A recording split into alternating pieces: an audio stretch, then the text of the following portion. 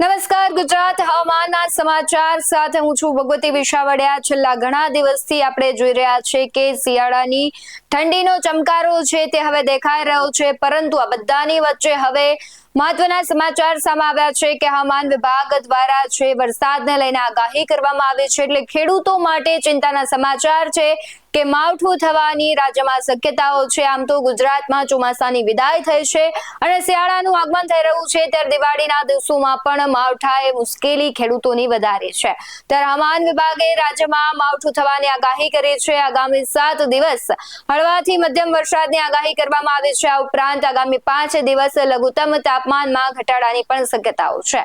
હવામાન વિભાગની આગાહી પ્રમાણે આગામી 7 દિવસ ગાજવીજ સાથે રાજ્યમાં હળવાથી મધ્યમ વરસાદની શક્યતાઓ છે। 5 દિવસ સુધી માછીમારોને દરિયો ન ખેડવા પણ સૂચના આપવામાં આવી છે।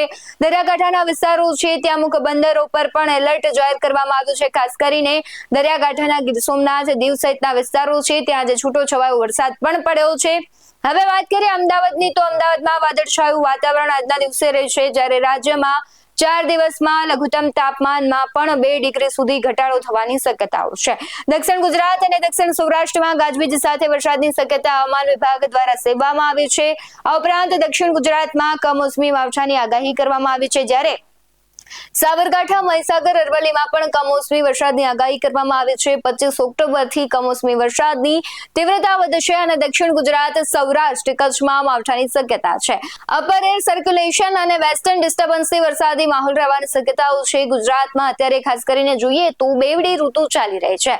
સવાર સાંજ ઠંડી પડી રહી છે અને બપોર ગરમીનો અનુભવ થઈ રહ્યો છે। આવી સ્થિતિ વચ્ચે હવામાન વિભાગ હજી પણ વરસાદની આગાહી કરી રહ્યું છે। હવામાન વિભાગ પ્રમાણે રાજકોટ, પોરબંદર, જૂનાગઢ, અમરેલી, ભાવનગર, ગીર સોમનાથ, બોટાદ, દીવ ઉપરાંત વડોદરા, છોટા ઉદેપુર, નર્મદા, ભરૂચ, સુરત, ડાંગ, તાપી, નવસારી, વલસાડ, દમણ, દાદરા નગર હવેલીમાં છૂટો છવાયો વરસાદ પડી શકે છે। હવામાન વિભાગની આગાહી પ્રમાણે છોટા ઉદેપુર, નર્મદા, ભરૂચ, સુરત, ડાંગ, તાપી, નવસારી, વલસાડ, દમણ, દાદરા નગર હવેલી, જ્યારે અમરેલી, ભાવનગર, ગીર સોમનાથ અને દીવમાં છૂટો છવાયો વરસાદ પડવાની શક્યતા છે। જે પ્રમાણે રાજ્યમાં હવામાન વિભાગ પર આગાહી કરવામાં આવી છે। ખાસ કરીને દરિયાકાંઠાનો વિસ્તાર છે ત્યાં 2 દિવસથી વાતાવરણ પણ વરસાદી થઈ ગયું છે અને ખાસ દરિયાકાંઠાના અમુક વિસ્તારોમાં જે પ્રમાણે છૂટો છવાયો વરસાદ છે તેની પણ શરૂઆત થઈ ગઈ છે। હવે વાત કરીએ દેશના વાતાવરણની, તો રાજધાનીમાં સવારે હળવા ધુમ્મસ અને આકાશ સ્વચ્છ રહેશે અને મહત્તમ તાપમાન 30 થી 32 ડિગ્રી સેલ્સિયસ અને લઘુત્તમ તાપમાન 16 થી 18 ડિગ્રી સેલ્સિયસની વચ્ચે રહેવાની ધારણા છે। દિવસ દરમિયાન 10 કિલોમીટર પ્રતિ કલાકની ઝડપે હળવા પવન ફૂંકાશે। રાત્રે આ પવનો 5 કિલોમીટર પ્રતિ કલાકની ઝડપે ફૂંકાશે। ઉત્તર પ્રદેશની વાત કરીએ તો ઉત્તર પ્રદેશ માટે વરસાદની કોઈ ચેતવણી જાહેર કરવામાં નથી આવી। આગામી 4 થી 5 દિવસ સુધી ઉત્તર પશ્ચિમ ભારતમાં લઘુત્તમ તાપમાનમાં કોઈ ખાસ ફેરફાર થશે નહીં। પૂર્વી ઉત્તર પ્રદેશના કેટલાક ભાગો છે ત્યાં આગામી 2 દિવસ લઘુત્તમ તાપમાનમાં 2 થી 3 ડિગ્રી સેલ્સિયસનો ઘટાડો થવાની સંભાવના છે। તો બીજી તરફ હવામાન વિભાગે ગુજરાત ક્ષેત્રમાં સૌરાષ્ટ્ર અને કચ્છના કેટલાક વિસ્તારોમાં ભારે વરસાદની આગાહી કરી છે। આગામી 5 દિવસ દરમિયાન કોંકણ અને ગોવા, મરાઠવાડા અને મધ્ય મહારાષ્ટ્રમાં પણ વાવાઝોડા અને વીજળી પડવાની શક્યતાઓ વ્યક્ત કરાઈ છે। અરુણાચલ પ્રદેશ, આસામ, મેઘાલય, નાગાલેન્ડ, મણિપુર, મિઝોરમ અને ત્રિપુરામાં હવામાન બદલાઈ શકે છે, ત્યારે આગામી દિવસોમાં અનેક રાજ્યો છે ત્યાં વરસાદી સિસ્ટમ સક્રિય થશે અને હવામાન વિભાગ દ્વારા પણ આગાહી કરવામાં આવી છે। ખાસ કરીને રાજ્યમાં 3 દિવસનું વરસાદનું યલો એલર્ટ અપાયું છે। છૂટાછવાયા સ્થળોએ ભારે વરસાદની આગાહી કરવામાં આવી છે। અરબી સમુદ્રમાં લો પ્રેશરના કારણે વરસાદની સિસ્ટમ છે તે સક્રિય થઈ છે અને જેના જ કારણે સૌરાષ્ટ્ર અને દક્ષિણ ગુજરાતના અનેક વિસ્તારોમાં યલો એલર્ટ જાહેર કરાયું છે। 27 ઓક્ટોબર સુધી વરસાદ આવવાની શક્યતા છે। આ વચ્ચે ગોંડલ, મહેસાણા, વાપી જિલ્લામાં વરસાદ ત્રાટક્યો હતો। ઊંઝા અને આસપાસના વિસ્તારોમાં વરસાદ વરસ્યો છે, ત્યારે વરસાદ વરસતા અંડરપાસમાં પણ પાણી ભરાયા છે। તો ઊંઝા શહેરના રેલવે અંડરપાસમાં પાણી ભરાય છે અને અંડરપાસમાં પાણી ભરાતા વાહન વ્યવહાર બંધ કરાયો છે। એટલે અનેક એવા વિસ્તારો છે કે જ્યાં વરસાદી માહોલ છવાયો હતો, સવારથી જ વરસાદ પડ્યો હતો અને તેને લઈને ભારે હાલાકી ભોગવવાનો પણ વારો આવ્યો હતો। તો બીજી તરફ વરસાદ વરસતા ખેડૂતોમાં ચિંતાનો માહોલ જોવા મળ્યો છે। ખેડૂતોને વરસાદને કારણે નુકસાન જવાની ભીતિ છે, કારણ કે દિવાળી પછી આમ જોતા હોય તો શિયાળો પાક છે તે વાવવામાં આવતો હશે અને તેને અસર કરતું હશે વરસાદ। ત્યારે ગુજરાતના કેટલાક ભાગોમાં દિવાળીના તહેવારો પછી પણ વરસાદ ચાલુ રહેશે તેવી આગાહી છે। ખાસ કરીને આગામી 3 થી 4 દિવસ સુધી રાજ્યના ઘણા ભાગોમાં વરસાદ પડી શકે છે તેવું અનુમાન છે। તેમાં પણ ઓછામાં ઓછા 15 થી 16 જિલ્લામાં ભારે વરસાદ પડે તેવી આગાહી કરાઈ છે। છેલ્લા 24 કલાકની વાત કરીએ તો દક્ષિણ ગુજરાતમાં કેટલીક જગ્યાએ વરસાદ પડ્યો છે, જ્યારે સૌરાષ્ટ્ર અને કચ્છ અને ખાસ કરીને ઉત્તર ગુજરાતમાં હવામાન સૂકું રહ્યું છે. ગુરુવારે અને શુક્રવારે ગુજરાતમાં દિવસના તાપમાનમાં કોઈ મોટો ફેરફાર થયો નથી, પરંતુ રાતનું તાપમાન પણ સામાન્ય દેખાયું છે. પરંતુ હવે વરસાદના કારણે તાપમાન બદલાઈ શકે છે.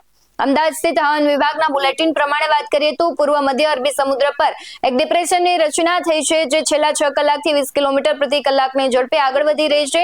ગોવાની રાજધાની પણજીથી આ સિસ્ટમ 360 કિલોમીટરના અંતરે અને લક્ષદ્વીપથી 430 કિલોમીટરના અંતરે છે, ત્યારે મેંગ્લોરથી આ સિસ્ટમ પશ્ચિમ ઉત્તર પશ્ચિમમાં 480 કિલોમીટર દૂર દરિયામાં સ્થિત છે. હવામાન વિભાગનું કહેવું છે કે આગામી 24 કલાક સુધી ગુજરાતમાં મહત્તમ તાપમાનમાં કોઈ ફેરફાર નહીં થાય. ત્યાર પછી 2 થી 3 ડિગ્રી સેલ્સિયસ સુધી મહત્તમ તાપમાન ઘટી શકે છે. હવે વાત કરીએ વરસાદી સિસ્ટમ સક્રિય થશે કઈ તારીખે ક્યાં વરસાદ પડ્યો તેની, તો 26 તારીખની વાત કરીએ તો આવતીકાલે ઉત્તર ગુજરાતના જિલ્લાઓમાં ખાસ કરીને અરવલ્લી, ખેડા, અમદાવાદ, આણંદ, પંચમહાલ, દાહોદ, મહીસાગર જેવા છૂટાછવાયા સ્થળોએ હળવાથી મધ્યમ વરસાદ સાથે પડવાની શક્યતાઓ છે. અને દક્ષિણ ગુજરાતના તમામ જિલ્લાઓ છે, જેમ કે વડોદરા, છોટા ઉદેપુર, નર્મદા, ભરૂચ, સુરત, ડાંગ, તાપી, નવસારી, વલસાડ અને દમણ, દાદરા નગર હવેલીમાં થોડા સ્થળોએ વરસાદ પડશે.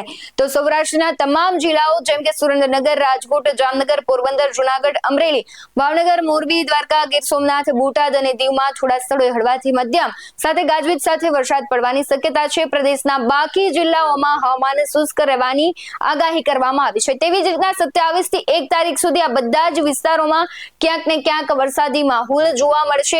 તો બીજી તરફ 26 તારીખે અમરેલી, બોટાદ અને ભાવનગરમાં ભારે વરસાદની આગાહી કરવામાં આવી છે. શું કર્યા છે હવામાન નિષ્ણાંત, તેના પર નજર કરીએ.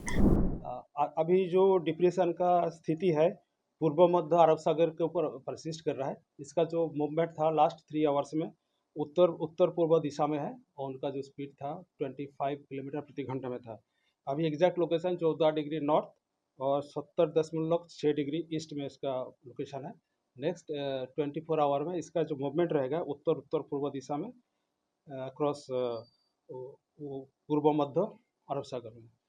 अभी इसके कारण हमारा जो गुजरात में वेदर प्रेडिक्शन है डे 1 से लेकर डे 7 हल्का से मध्यम बरसात का संभावना रहेगा. पहला दिन आइसोलेटेड प्लेसेस में मेनली दक्षिण गुजरात की जो जिला है और सौराष्ट्र कच्छ की जो दक्षिण जिला है इसमें हल्का से मध्यम बरसात का संभावना रहेगा. उसके आगे ज़्यादा एरिया कवर हो जाएगी नॉर्थ और साउथ नॉर्थ गुजरात रीजन की और सौराष्ट्र कच्छ की जो रिमेनिंग पार्ट्स है इसमें भी बारिश का हल्का से मध्यम बरसात का संभावना रहेगा. और 25, 26, 27 को हम हैवी रेनफॉल येलो वार्निंग के साथ आइसोलेटेड प्लेसेस में दिया है और थंडरस्टॉर्म वार्निंग अगले 4 दिन के लिए दिया जाएगा 24, 25, 26, 27 के लिए. Thunderstorm warning with wind speed 30 to 40 kilometre प्रति घंटा के साथ.